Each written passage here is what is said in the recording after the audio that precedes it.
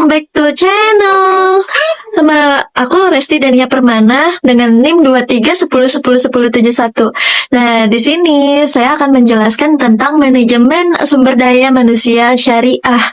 Nah, penasaran kan yang sumber daya manusia syariah itu gimana? Mari kita simak. Nah, di sini saya akan menjelaskan tentang manajemen sumber daya manusia secara syariah. Yang ke satu, dah tauhid. Nah, manajemen sumber daya manusia syariah berlandaskan pada tauhid, yaitu prinsip bahwa setiap tindakan dalam pekerjaan harus diniatkan dengan ibadah kepada Allah Subhanahu wa taala. Tauhid membangun landasan akhlak dan tanggung jawab bagi karyawan dan manajer serta bawahannya. Contohnya kayak sholat, mengaji, tidak lupa berzikir. Selama kerja ini tuh kita selalu berzikir. Berikut ya contohnya.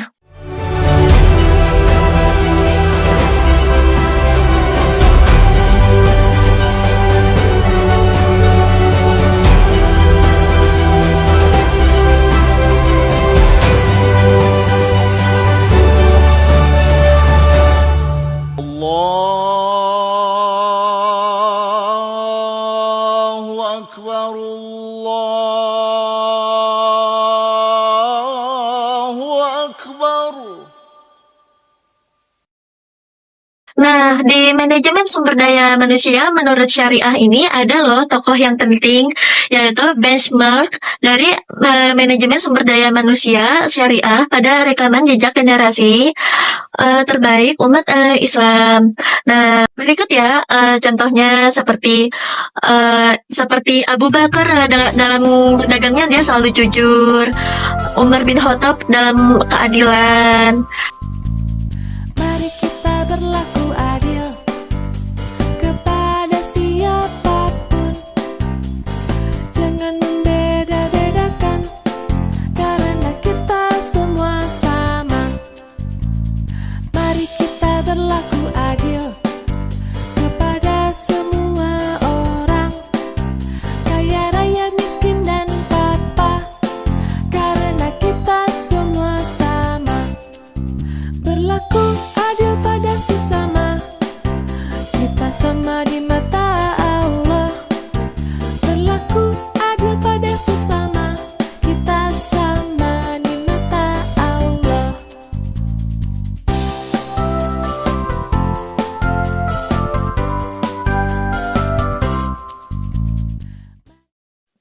Kalian tahu nggak sih perbedaan konsep manajemen sumber daya manusia konvensional serta manajemen sumber daya manusia syariah?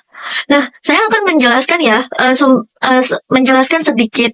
Manajemen sumber daya manusia konvensional ini cenderung berfokus pada tujuan profit dan efisiensi suatu perusahaan. Nah, sedangkan manajemen sumber daya manusia syariah ini berfokus pada nilai-nilai spiritual dan akhlak dan prinsip-prinsip agama Islam. Nah, di manajemen sumber daya manusia syariah ini mengutamakan keseimbangan manusiawi dan duniawi di akhirat. Nah, berikut adalah contoh tabelnya.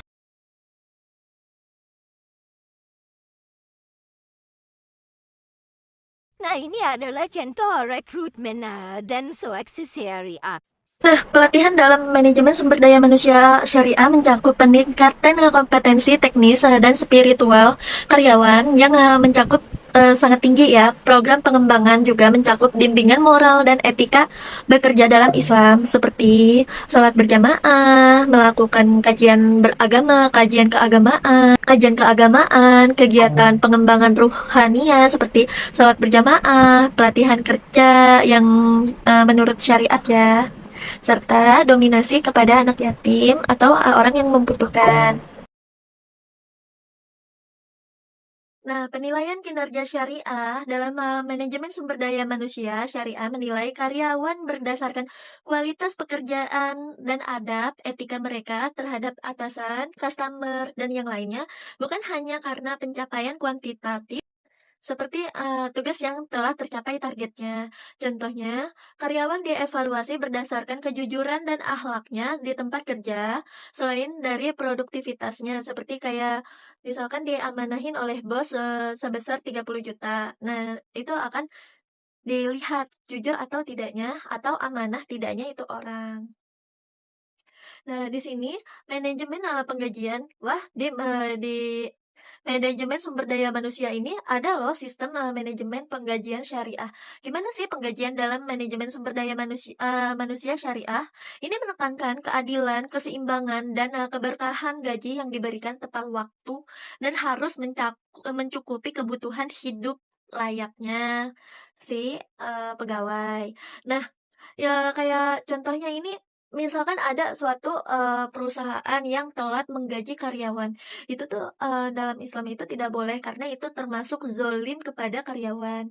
Nah, contohnya gaji karyawan disesuaikan dengan kebutuhan hidup karyawan, seperti diberikan tunjangan tambahan berdasarkan kondisi keluarga mereka ya. Jika, misalkan nih contohnya kayak keluarga aku ada yang patah tulang. Nah, di perusahaan yang aku kerja atau perusahaan yang aku tepatin, itu harus memberikan tunjangan kecelakaan kepada aku.